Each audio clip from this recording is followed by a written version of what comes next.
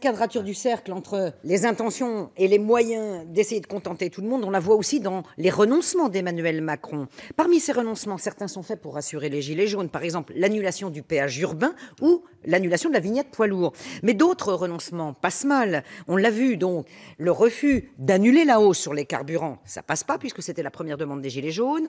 On n'accélère pas la rénovation des logements, vous l'avez dit Patrick Caner, au contraire, on baisse par exemple les crédits d'impôt sur certains matériaux d'isolation comme les fenêtres. On n'augmente pas le SMIC, on ne revient pas sur la réforme de l'ISF et encore moins sur celle du CICE. Au passage, 100 milliards en 5 ans du gouvernement socialiste également pour les entreprises qui n'ont pas sensiblement fait baisser le chômage. Est-ce qu'il n'y a pas là de quoi conforter l'accusation faite à Emmanuel Macron qu'il est le président et des riches et des patrons? Je ne pense pas. Je ne pense pas, parce que j'étais en train de dire, nous avons augmenté plein de minima sociaux aujourd'hui. Nous avons augmenté plein de minima sociaux, l'allocation adulte handicapé, le minimum vieillesse. Nous avons baissé les taxes sur les salaires, donc les plus bas salaires. Oui, mais ça ne se voit pas manifestement. Manifestement, les gens ne le voient pas, ne le ressentent pas. Non, pas. mais vous me posez la question, je vous réponds. On baisse la taxe d'habitation, si d'un tiers, on va la supprimer complètement. Donc on est en train d'essayer de rendre du pouvoir d'achat aux plus faibles. Donc on peut dire qu'on est par rapport à la suppression de l'ISF. Monsieur le député, vous n'êtes pas laissez-le finir.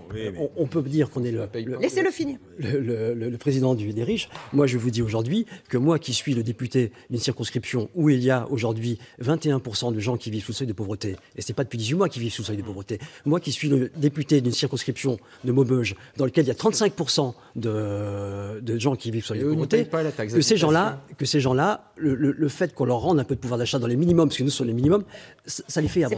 Ça les fait avancer. Sur les renoncements d'Emmanuel Macron. Non, mais le problème, c'est que ce n'est pas une politique qui est équilibrée. Moi, je pense que c'était bien de supprimer l'ISF pour redonner de l'attractivité à notre pays. Non, mais ça n'a pas marché. Ça n'a pas marché, ça, apparemment. Mais on a fait aussi une chose, c'est qu'on a créé une nouvelle taxe sur le patrimoine immobilier qui fait que dans une crise, c'est l'IFI. Dans le cadre d'une crise du logement, on a besoin de construire du logement, on a donné un coup d'arrêt à la construction de logements. Donc le problème, c'est qu'il n'y a pas de cap. Si vous voulez, moi je pense que pour notre pays, il y a besoin d'avoir un cap clair. Moi, je n'ai jamais été d'accord avec la politique menée par le gouvernement dans lequel était Patrick Caner. Mais au moins, il y avait un cap, c'était une politique de gauche qui était menée. Moi, je suis de droite, il y a une politique plutôt libérale, forte sur le régalien, c'est celle que nous prenons. Et à un moment, il faut faire des choix. Mais vous trouvez que ce n'est pas une politique libérale que mène Emmanuel Macron ? Non, parce que le problème d'Emmanuel Macron, c'est un peu de la godille en permanence, et c'est essayer de réagir en fonction de ce qui se passe dans le pays et comment peuvent ressentir les gens. Et aujourd'hui, comme il n'y a pas de cap, eh bien, on ne sait pas où on va. Vous avez évoqué l'ISF à quelques reprises. Moi, j'ai proposé il y a 3 jours le rétablissement de l'ISF par un amendement qui a été rejeté au Sénat, d'ailleurs, par les amis politiques de M. Huyghe et par les amis politiques de M. Di Pompeo. Cet ISF, chacun peut reconnaître que ce n'est pas une très très grosse recette pour l'État. C'est 3,5 milliards. Si vous y rajoutez la flat tax, on est autour de 5 milliards d'euros. Mais en fait, M. Di Pompeo, vous, encore une fois, l'ancien socialiste, vous avez fait un cadeau de 5 milliards d'euros à des familles qui ont déjà 1 000 milliards d'euros de patrimoine dans notre pays.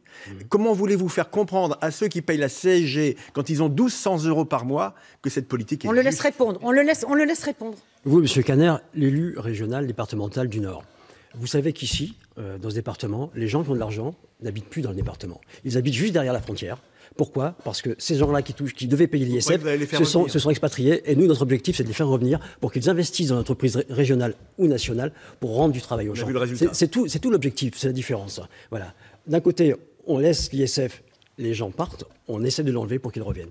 Il fallait faire en parallèle, vous voyez, je suis d'accord avec cette mesure, mais il fallait faire en parallèle une mesure aussi pour les catégories les plus populaires. Et en fait, le problème auquel vous êtes confrontés, c'est que votre politique manque d'équilibre, parce qu'on fait des coups, c'est des éléments de communication, mais sans jamais un élément de cohérence. On peut faire à la fois du social et puis on peut faire du développement économique, mais les Français sont prêts à l'accepter à partir du moment où la politique est équilibrée. Et là, elle n'est pas équilibrée. Vous êtes un pyromane fiscal, M. Di Pompeo. Vous et ceux que vous soutenez, un pyromane fiscal.